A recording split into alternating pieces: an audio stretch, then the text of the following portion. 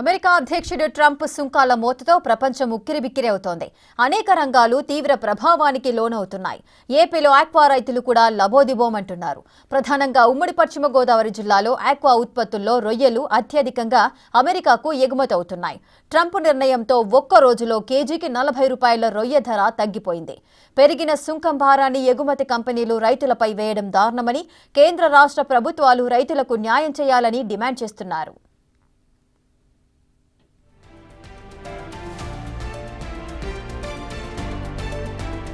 Trump తీసుకున్న నిర్ణయం పశ్చిమ గోదావరి జిల్లాలో ఆక్వా రైతు దిగాలు పడే పరిస్థితి వచ్చింది.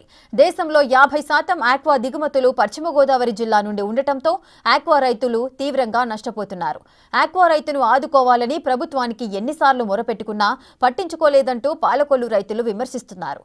తాజా పరిస్థితులపై తమ ఆవేదన వ్యక్తం చేస్తున్నారు.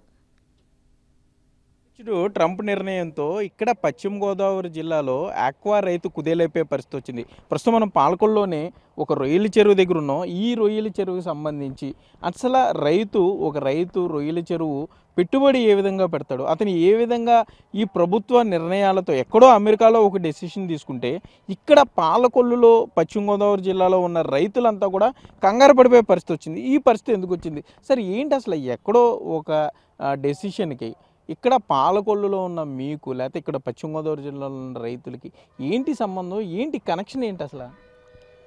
ఏంటి సంబంధం అంటే ఇప్పుడు మేము వర్షాకాలం ఒక రకంగా ఉంటుందండి క్రాపు, ఎండాకాలం ఒకలా ఉంటుందండి క్రాపు. వర్షాకాలం వచ్చేసరికి చెరువులు ఆరకపోయేసరికి అప్పుడు మేము దీన్ని ఏం చేస్తామంటే మోటార్లు వేసి నీళ్ళు బయట తోడి, వర్షం పడింది అనుకోండి పగలు, రాత్రి వర్షం పడిన పొద్దుట్లు వేసి మళ్ళీ మోటార్ వేసి నీళ్ళు తోడి దాన్ని ఎదురంగా ఆరబెట్టి మనుషులతో ముందు కొంత స్లెడ్జ్ తీస్తాము, తర్వాత మళ్ళీ ట్రాక్టర్లతో అది పైకి లాగిపించేస్తాం. అంటే ఆ ప్రాసెస్ జరగడం దగ్గర నెల 15 రోజులు టైం పడుతుందండి. అంటే ట్రాక్టర్లతో పని చేయించి మనుషులతో చేయించాలి, మనిషికి 1000 రూపాయలండి.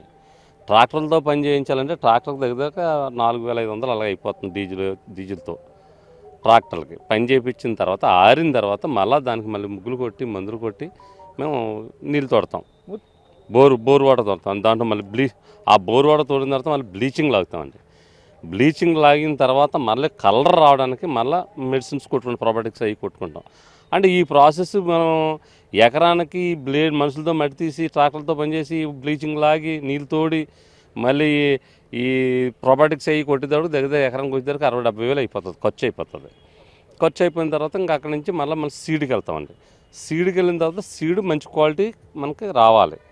సీడు మన అదృష్టవశత్తు సీడ్ మంచిది వస్తే మనకి క్రాప్ ముందుకు వెళ్తుందండి. ఎలాగంటే సీడ్ మంచిదంటే 100కి 20% సీడ్ మంచిది వస్తుందండి. ఏ యాచర్ ఎంత వస్తుంది యాచర్ అయినా సరే 20% మనం రైతు సక్సెస్ అవుతాడు.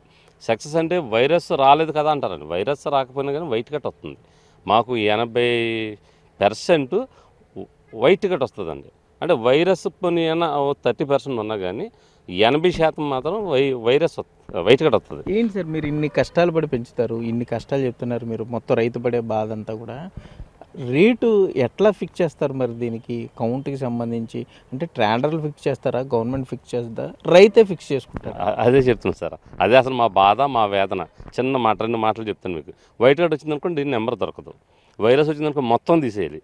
ఏమైనా 20% మంది 30 ఏమైనా కౌంట్కి వస్తారు, 40-50 కౌంట్కి వస్తారండి. ఈ 50% ఈ 20% మంది ఏమైనా కొంచెం లాభంగా ఉంటారు. అంతేగాని ఆక్వాలో 100కి 100 ఇప్పుడు గవర్నమెంట్ అనుకున్నట్టు అధికారులు అనుకున్నట్టు ఎవరో 100కి 100 ఇందులో సక్సెస్ కాదు. సక్సెస్ అయితే అసలు పచ్చతనం కనపడకుండా మొత్తం అందరూ చెరువులు తవ్వేదురు. వ్యవసాయ భూమి కానీ కొబ్బరి తోట కానీ ఉండదు, ఇంకా తవ్వేదురు. ఇది ఫెయిలు. కానీ ఆ ఫెయిల్తో పాటు ఆ 20 మంది వచ్చిన 20% ఈ వైట్ కట్ వైరస్ రానివాడు కొంచెం సేఫ్లో ఉంటాడండి. వాడికి ఎకరానికి 50 వేలు అలా మిగులుతుంది. కానీ ఈ వైట్ కట్ వచ్చిన చెరువులు ఇప్పుడు 4 చెరువులు ఉన్నాయండి. 3 చెరువులు వచ్చి 3 చెరువు రాకపోయేదాడికి అలా బ్యాలెన్స్ అవుతుంది. అదే 4 చెరువులు వచ్చినప్పుడు సక్సెస్ అవుతాం, పర్వాలేదు, 4 లక్షలు అలా మిగులుతుంది. అది రావట్లేదు. ఇదివరకు వచ్చేది ఫస్ట్లో వచ్చి వేనం వచ్చి అంతకుముందు గతంలో టైగర్లో మేము అందరం కోల్పోయి 1-2 ఎకరాలు అమ్మేసుకున్నాను. అందులో నేను కూడా అమ్ముకున్నాను. మళ్ళీ వైరస్ ఇది వేనం వచ్చిన తర్వాత కొంచెం పికప్ అయ్యాక మన దొరకడం ఇది బాగా ఉందండి. ఇప్పుడు వచ్చేసరికి ప్లాంట్లు అవి పెరిగిపోయినాయండి బాగా. మాకు ఏమో వైరస్ పెరిగిపోయింది, వైట్ కట్ పెరిగిపోయింది, కంప్లైంట్లు పెరిగిపోయినాయి. పెరిగిపోతే ఖర్చులు వస్తున్నాయండి. వైట్ కట్ వచ్చినా కానీ పడతాం, ఖర్చులు వస్తాయి కానీ మెయింటెనెన్స్ ఎక్కువైపోతుంది, దానికి మెడిసిన్ ఇది ఎక్కువైపోతుంది, టైం కూడా ఎక్కువ పెట్టి 4 నెలలు పెట్టేస్తుంది టైము, లేకపోతే 3 నెలలు పంట 90 రోజుల్లో మనం పంట పెట్టేస్తాం, కానీ ఇంకో నెల ఎక్స్ట్రా పట్టేస్తుంది. అదంతా కొంచెం మెయింటెనెన్స్, మనుషులు, కరెంటు బిల్లు బాగా పెరిగిపోతున్నాయండి. కరెంటు బిల్లు రూపాయన్నర చేతన్నారు కానీ చేయలేదండి. అది పైగా చెస్ ఛార్జీలని ఏదో బొగ్గుకి ఎప్పుడో బొగ్గు రాజశేఖర రెడ్డి గారి టైంలో బొగ్గు ఖర్చులని పెట్టారండి. అది ఇప్పుడు ఇలాగ మాకు 10,000 బిల్లు వస్తే అది ఈ బిల్లులు ఇయ్యో దగ్గర 18,000 వచ్చేస్తానండి ఎక్స్ట్రా బిల్లులు. అది కరెంట్ బిల్ మాకు ఎక్కువ ఇచ్చేస్తుంది. మాకు మేత పెంచేశారండి, దగ్గర 23 క్యాష్ ఎట్ కొంటే 2300 బస్తా పడుతుందండి. అదే అరువు అనుకోండి 2600 పడిపోతుంది. అది ఎప్పుడో సోయా మళ్ళీ రేటు తగ్గింది, 2 సంవత్సరాలు అవుతుంది సోయా తగ్గింది, మళ్ళీ పైనుంచి ఈ ముడి సరుకులన్నీ తగ్గినాయి. ఇక తగ్గిస్తామంటున్నారో తగ్గించట్లేదు. మరి 2300 బస్తా కొని ఎక్కడ మిగుతుంది? ఈ వైట్ కట్ వచ్చి అప్పుడు దాకా 40 రోజులు బాగా తినేస్తాను మేతలో, 40 రోజుల వరకు బాగా తింటాయి. 40 రోజుల నుంచి వైట్ కట్ వచ్చిన తర్వాత మేత తింటాను, సగం 20 కేజీలు వెళ్ళిది 10 కేజీలు తింటుంది. ఇంకా 10 కేజీలు అలా అరాయించిపోద్ది, పై నెంబర్ అంతా సగం అరాయించిపోద్ది. మన పట్టుబడేదానికి సగమే ఉంటుంది, 1,50,000 దొరుకుతుందండి. దానివల్ల నష్టపోతున్నట్టు రైతు. అదే రేటు ఉందనుకోండి అలా కొంచెం ముందుకెళ్తాడు. రేట్ లేక మేము దివాలా అయిపోతుందండి, ఈ వ్యవస్థ అంతా పాడైపోతుంది. 50 కౌంటు 30 కౌంటు తీసే పరిస్థితి ఉందా రైతు ఇప్పుడు? అంతవరకు నిలబడి ఫీడ్ కానీ లేకపోతే ఈ మెడిసిన్లు వాడి ఇప్పుడు రైతు మా సోదరుడు చెప్పినట్టు ఈ ప్రాసెస్ అంతా జరిగి వైట్ కట్టను తట్టుకుని ఈ కౌంట్కి వెళ్తే ఇప్పటి వరకు కొంత ప్రాఫిట్ రైతు పొందుతున్నాడు. కానీ ఇప్పుడున్న పరిస్థితిలో ఇప్పుడు ఈ 20%, 26% అమెరికా సుంకం విధించిన పరిస్థితుల్లో రేట్లు 90 రూపాయల నుంచి 50 రూపాయల వరకు రేట్లు తగ్గించేయటంలో ఇంకా రైతుకు మిగిలేదేమీ లేదు. ఇంకా రైతులు మిగిలినప్పుడు ఈ చెరువులు చేయటం ఎందుకు? ఇప్పుడు రైతు కాస్ట్ ఆఫ్ మేనేజ్మెంట్ పెరిగిపోయినప్పుడు 250 రూపాయలు 100 కౌంట్కి రైతుకి ఖర్చు అవుతుంది. ఆ 200 ఒక 80 కౌంట్ వెళ్ళేటప్పటికి 300 వస్తుంది. అలాగే 50 కౌంట్కి వెళ్ళేటప్పటికి మొన్నటిదాకా 365, 400 దాకా వచ్చి 365 దాకా మనం వచ్చింది. కానీ అదే కౌంట్ ఇవాళ 300 వస్తుంది. పెట్టిన పెట్టుబడికి రానప్పుడు మేము ఇంకా ఈ కల్చర్ చేయటం. అందుకే మా సంఘం, మా రైతులందరూ కాఫ్ హాలిడే అని ప్రకటించడానికి మెయిన్ కారణం అది. అంచేత రేటుని నిర్ణయించేది ఎవరు నిర్ణయిస్తున్నారో? రైతు పండిస్తున్నాడు, నిర్ణయించేది ప్రాసెసింగ్ ప్లాంట్స్. వీళ్ళు సిండికేట్గా ఏర్పడి ఈ కౌంట్ని మనం ఎంతకే కొందాం అని డిసైడ్ అయ్యి అందరూ అదే రేటు చెప్తున్నారు. నీకు ఇష్టం ఉంటే పట్టు, లేదా లేదు, నీకు బండి పెట్టమంటున్నారు. అతి దారుణమైన పరిస్థితుల్లో ఇలా ఆక్వా రైతు ఉన్నాడు. అందుచేతే ఈ క్రాఫ్ట్ హాలిడే మా జయభారత్ క్షీరారామంగా ఆక్వా రైతు సంఘం గుట్టుముక్కల గాంధీ భవన్ నాయకత్వంలో మేము క్రాఫ్ హాలిడే నిర్ణయం తీసుకోవడం జరిగింది. అందుచేత ప్రభుత్వం దిగొచ్చి వీళ్ళందరినీ కంట్రోల్ చేసి మాకు ఏమైనా గిట్టుబాటు రేట్లు ఇస్తే మేము మళ్ళీ కల్చర్ చేయగలుగుతాం, లేకపోతే కల్చర్ చేయలేని పరిస్థితి మాకు ఇవాళ ఉంది. ఓకే, మొత్తమే చూసుకుంటే రైతులు కూడా పూర్తిగా ఇబ్బంది పడిపోయే పరిస్థితికి వచ్చింది అంటున్నారు. ఇక్కడ మీరు చూస్తున్న ఈ రొయ్యల చెరువుకి సంబంధించి అంటే ఒకవేళ ప్లాంట్ ముందుకు రాకపోతే ఆ చెరువులో ఉన్న రొయ్యలన్నిటికీ కూడా మరలా మేతకి సంబంధించి కానీ లేకపోతే మెడికల్ అదనపు భారం పడుతుంది. సో ప్లాంట్ వాళ్ళందరూ ఒక సిండికేట్గా మారి వారంతా కూడా రొయ్య ధరను నిర్ణయిస్తున్నారు. దాని మీద రైతు జీవితం కూడా ఆధారపడి ఉంటుంది. కొన్ని లక్షలాది రూపాయలు ఖర్చు పెట్టిన తర్వాత, అప్పులు చేసి చెరువు మీద పెట్టుబడి పెట్టిన తర్వాత సరైన సమయానికి దానికి పట్టుబడి రాకపోతే, ధర రాకపోతే మరలా రైతు అప్పుల్లోకి వెళ్ళిపోయే పరిస్థితి ఉంటుంది. ఇప్పటికన్నా ప్రభుత్వం స్పందించాలి, ప్రభుత్వమే రొయ్యకు మద్దతు ధర ప్రకటించాలి, ప్లాంట్లకి సంబంధించి పూర్తి పర్యవేక్షణ ఉండాలని కూడా ఇక్కడ ఆక్వా రైతులు డిమాండ్ చేసే పరిస్థితులు అయితే ఉన్నాయి. కెమెరామెన్ భాగీరథ్తో సాగర్, బిగ్ టీవీ, పాలకొల్లు నుండి. ఆక్వా రైతుకు మద్దతు ధర కల్పించడంలో ప్రభుత్వం మీనమేషాలు ఎందుకు లెక్కిస్తుందంటూ ఆగ్రహం వ్యక్తం చేస్తున్నారు. రొయ్యల ధర పతనమవ్వటంలో రొయ్యల ట్రీట్మెంట్లు ప్లాంట్లు ప్రధాన పాత్ర పోషిస్తున్నాయంటూ రైతులు ఆరోపిస్తున్నారు.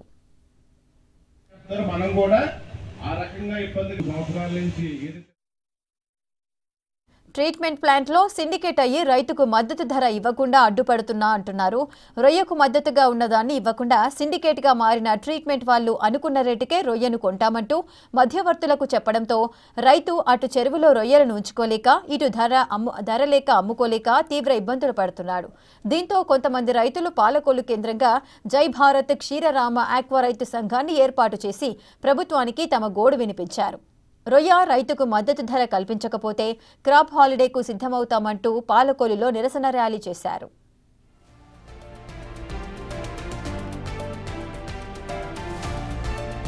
జూలై, ఆగస్టు, సెప్టెంబర్ వరకు 3 నెలలు క్రాప్ హాలిడే ప్రకటిస్తున్నట్లు ఆక్వా రైతు సంఘం నేతలు కార్యాచరణ ప్రకటించారు. ఆక్వా ఉత్పత్తులపై అమెరికా విధించిన పన్నులను సాకుగా చూపిస్తూ ప్రాసెసింగ్ యూనిట్లు రొయ్య రైతులను నిలువుగా దగా చేస్తున్నాయని మండిపడ్డారు. ధరలు తగ్గించే అధికారం ప్రాసెసింగ్ యూనిట్లకు ఎవరిచ్చారని నిలదీశారు. ఎవరికి మద్దతు ధర నిర్ణయించినట్లుగానే ఆక్వాకు కూడా ధర నిర్ణయించాలని డిమాండ్ చేశారు.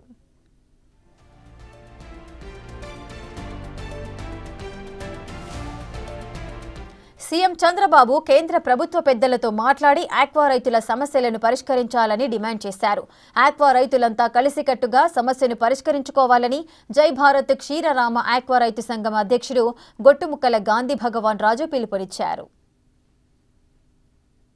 ఆక్వా రైతులు ఉమ్మడి పశ్చిమ గోదావరి జిల్లా వ్యాప్తంగా కథం దొక్కుతున్నారు. ప్రస్తుతం మనం పాలకొల్లో ఉన్నాం. పాలకొల్లో చూస్తే ఇక్కడ జై భారత్ క్షీరరామ ఆక్వా రైతు సంఘం తరపున క్రాప్ హాలిడేకి ప్రకటించారు. ఎందుకంటే అకస్మాత్తుగా పడిపోయినటువంటి రొయ్యి ధర 40 నుండి 50 రూపాయలు వ్యత్యాసం రావడం, రైతు పూర్తిగా దిగాలు పడిపోయి రైతు దెబ్బతినే పరిస్థితులు రావడంతో ఈ జై భారత్ క్షీరరామ ఆక్వా సంఘం రైతు సంఘం తరపున సుమారుగా 3 నియోజకవర్గాల్లో రొయ్యికి సంబంధించి క్రాప్ హాలిడే ప్రకటిస్తున్నట్లుగా ప్రకటించారు. మనతో అధ్యక్షులు ఉన్నారు గొట్టుముక్కల గాంధీ భగవాన్ రాజు గారు. సరే, ఏంటి అసలు ఎందుకు ఈ క్రాప్ హాలిడే నిర్ణయం తీసుకున్నారు? రైతు ఏ విధంగా నష్టపోతున్నాడు? గత కొన్ని సంవత్సరాలుగా ఏదైతే మనం ఆక్వా మీద ఆధారపడి ఉన్నామో అనేక ఒడిదుడుకులు ఎదుర్కొని ఈరోజు మరి ముఖ్యంగా ఏదైతే ఈ అమెరికా సుంకం పేరుతో మరి సడన్గా మరుసటి రోజే సరుకులు కొనం అసలు అని చెప్పి కొన్ని ప్లాంట్లు, లేకపోతే ఇష్టం వచ్చినట్టు 50 నుంచి 100 రూపాయలు రేటు కేజీకి తగ్గించేసి మరి మేము కొంటాం అని చెప్పి ఎప్పుడైతే చేసారో ఈ ప్రాసెసింగ్ ప్లాంట్ వారు, వెంటనే రైతుల్లో ఒక ఆందోళన. అసలు ఇప్పుడు వరకు ఉన్న కల్చరు మనం రోడ్డు మీద పోసుకోవాలా, అసలు కల్చర్ భవిష్యత్తులో చెయ్యాలని 4-5 రోజులకు విపరీతమైన ఆందోళనతో మరి రైతులందరూ రోడ్డు ఎక్కితే మేము వెంటనే ఏదైతే మా ఈ 3 నియోజకవర్గాల పరిధిలో మరి సుమారు 50,000 నుంచి 60,000 ఎకరం కల్చర్ సాగులో ఉంది. మరి ఇటువంటి పరిస్థితులు పాలకొల్లు, నరసాపురం, ఆచంట 3 నియోజకవర్గాలు కలిపి మరి వెంటనే ఇక్కడ ఒక సంఘం, ఈ సంఘానికి మరి 5,000 మంది దాకా సభ్యులు, ఈ సంఘం వెంటనే స్పందించి నిన్న ఒక మహాసభ ఏర్పాటు చేయడం జరిగింది. దాంట్లో రైతులు ఏదైతే కష్టాలు పడుతున్నారో ఈరోజు ఆ కష్టాలు అందరూ కూడా మరి విధిగా చెప్పడం, ఏదైతే 250 రూపాయలు ఉండవలసిన రేటు మరి ఒక 10 రూపాయలు అటు ఇటు తగ్గించి మొన్నటిదాకా కొన్నారు. దీని కారణం చేత 55 రూపాయలు తగ్గించి, అదే మొన్నటిదాకా 30 కౌంటు 470 రూపాయలు కొన్నారు, సడన్గా 380 రూపాయలు, అంటే 90 రూపాయలు తగ్గించి. అంటే అసలు అతను విధించిన సుంకానికి ఇక్కడ వీళ్ళు చెప్పి రేట్లకు కూడా సంబంధం లేకుండా ఒక సిండికేట్ వ్యవస్థగా తయారయ్యి చేశారు. మేము కూడా ప్రభుత్వం దృష్టికి తీసుకొచ్చాం. కానీ ఇప్పుడున్న పరిస్థితుల్లో ఇలాగే భవిష్యత్తులో కనుక ఇలా ఉంటే కనుక ఈ ఫీడ్ రేట్లు ముడి సరుకులు 50% తగ్గినా సరే, గతంలో ఇదే ముడి సరుకులు పెరిగినాయని చెప్పి కేజీకి 60 రూపాయలు పెంచారు. కనీసం ఇప్పుడు ముడి సరుకులు తగ్గితే ఒక 25 రూపాయలన్నా తగ్గించవలసింది పోయి ఒక కేజీ రూపాయి కూడా సంవత్సరం నుంచి మేము ఇప్పుడు 5 మీటింగులు జరిపాం, ఒక 2K ర్యాలీ జరిపాం. ప్రతిసారి ఏదైనా ఇబ్బంది వచ్చినప్పుడు మేము ఈ సంఘంతో పోరాడుతూనే ఉన్నాం. కానీ ఎక్కడ ఒక కేజీకి రూపాయి తగ్గించకుండా ఫీడ్ రేట్ అంటే వాళ్ళు ఇంత ముడి సరుకులు తగ్గినా సరే ఒక కేజీ రూపాయి తగ్గించరు. ఈ సుంకం పేరుతో మర్నాడే 150 రూపాయలు తగ్గించేసి, అంటే ఇది ఒక మాఫియా సిండికేట్ వ్యవస్థగా తయారైంది.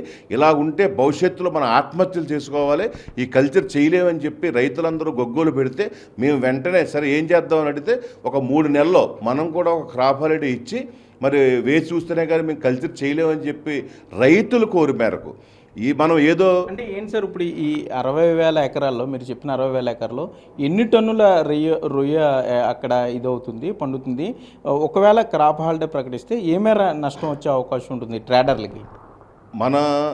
మన దేశంలోనే ఆంధ్ర రాష్ట్రం ఆక్వా రంగంలో ఉంది. అటువంటిది ఈ ఆంధ్ర రాష్ట్రంలో మా వెస్ట్ గోదావరి జిల్లా అత్యధికంగా మళ్ళీ మేజర్ కల్చర్ ఉన్నాం. ఇక్కడ సప్లై చేసేది అయితే ఒక 50% ఇండస్ట్రీకి లాస్ వస్తుంది, అది ఫీడ్ పరంగా కానీ మెటీరియల్ పరంగా కానీ. అంటే ఇక్కడ అడ్వాంటేజ్ ఏంటంటే ఇక్కడ మనకి స్వీట్ వాటర్ మిక్సింగ్ అవటం వల్ల ఎక్కువ కల్చర్ అవకాశం ఉంటుంది. ఇటువంటి ఏరియాలో ఇవాళ కనీసం అంటే రైతు కోలుకోలేని పరిస్థితులకు వెళ్ళిపోయాడు. అంచేత మనం కనుక ఆ 3 నెలల్లో అంటే జూలై, ఆగస్ట్, సెప్టెంబర్ అని అనుకున్నాం. ఆ 3 నెలలు కనుక వెసులుబాటు ఇస్తే ఒక రకంగా మన చెరువులు కూడా మనకి డ్రై అయ్యి అవుతాయి, చెరువులు బాగుపడతాయి. అలాగే ఎప్పుడైతే కల్చర్ తగ్గి ఈ డిమాండ్ అండ్ సప్లై ఎప్పుడైతే వస్తుందో కనీసం అప్పుడైనా మినిమం రేటుకి అవకాశం ఉంటుంది. ఒక రకంగా మనం ఈ 3 నియోజకవర్గాల్లో రైతులన్నా మనం త్యాగం చేస్తే మిగతా రైతులందరూ కలిసి వస్తారు. ఎప్పుడైతే మేము క్రాప్ హాలిడే ప్రకటించామో ఇవాళ ఈస్ట్ గోదావరి నుంచి, మన గణపవరం మండలం నుంచి, ఆకువీడి నుంచి అందరూ కూడా రైతులు ఫోన్లు చేస్తున్నారు. మేము కూడా మీకు సంఘీభావం తెలిసి మేము కూడా క్రాప్ హాలిడే ఇస్తామని చెప్పేసి ఇప్పుడే తెలియజేశారు. అందుకే ఇప్పుడు మీటింగ్ కూడా ఏర్పాటు చేసుకున్నాం. అంటే ఇది ఎవరి మీద ఒత్తిడి తెద్దాం, ప్రభుత్వాన్ని బెదిరిందాం, లేకపోతే ఎవరినో చేద్దామని కాదు, మా మనుగడ కోసం, రైతుల భవిష్యత్తు కోసం. ఎందుకంటే ఇవాళ ఈ ఆక్వా మీద అన్ని ఆధారపడి ఉన్నాయి. ఒక రియల్ ఎస్టేట్ వ్యాపారం జరగాలన్నా దీని మీద వేలాల మంది కార్మికులు బతుకుతున్నారు, ఎన్నో ఫ్యామిలీస్ దీని మీద ఆధారపడి ఉన్నాయి. ఇటువంటి ఇండస్ట్రీ కనుక అసలు పూర్తిగా కోరుకోకపోతే అన్ని రకాలుగా దెబ్బతింటాం. కాబట్టి దీన్ని నిలబెట్టుకోవడం కోసం మా వంతు ప్రయత్నంగా కనీసం ఈ హాలిడే ప్రకటిస్తే కనీసం వెసులుబాటు వస్తుంది, దానివల్ల ఈ రేట్లు నిలబడతాయని ఒక సదుద్దేశంతో నిర్ణయం తీసుకున్నాం తప్ప వేరే ఉద్దేశం కాదు. ఇటు పాలకొల్లు, నర్సాపురం, ఆచంట నియోజకవర్గాలతో పాటుగా ఇప్పటికే ఇటు కోనసీమ, కృష్ణా జిల్లా నుండి కూడా ఆక్వా రైతులు ఫోన్ చేస్తున్నారు, తమ సంఘానికి మద్దతు తెలుపుతున్నారు. ఇదే పరిస్థితి కొనసాగితే రొయ్యకి సంబంధించి ఎక్స్పోర్ట్ పూర్తిగా కుదేలైపోయే పరిస్థితి ఉంది. ప్లాంట్ యజమానులు రొయ్యకు ధర నిర్ణయిస్తున్నారు, ఇది పూర్తిగా తగ్గిపోవాలి, ప్రభుత్వమే రొయ్యకు కనీస మద్దతు ధర ప్రకటించాలంటూ కూడా తమ రైతు సంఘం తరపున డిమాండ్ చేస్తున్నట్లుగా కూడా ఇక్కడ రైతులు చెప్పే పరిస్థితులు ఉన్నాయి. కెమెరామెన్ భాగ్యరాజ్తో సాగర్, బిగ్ టీవీ, పాలకొల్లు నుండి. ఏపీ నుంచి 80% ఆక్వా పంట వస్తోందని, ప్రభుత్వం ఎవరెవరినో సంప్రదిస్తే కుదరదని, రైతు సంఘాలతోనే చర్చించి ప్రాసెసింగ్ యూనిట్లు, ఫీడ్ కంపెనీలపై ఫీడ్బ్యాక్ తీసుకోవాలని స్పష్టం చేశారు. అన్యాయంగా ధరలు తగ్గించిన ప్రాసెసింగ్ కంపెనీల ముందు ధర్నాలు చేయాలని, వారికి ఎట్టి పరిస్థితుల్లోనూ సరుకు అమ్మకూడదని ఆక్వా రైతు సంఘ నాయకులు పిలుపునిచ్చారు. ఆక్వా మాఫియా తీరుతో ఏడాదిగా విసిగెత్తిపోయామని, త్వరలోనే రాష్ట్ర వ్యాప్తంగా ఆక్వా రైతులు రోడ్డుపైకెక్కుతామని హెచ్చరించారు.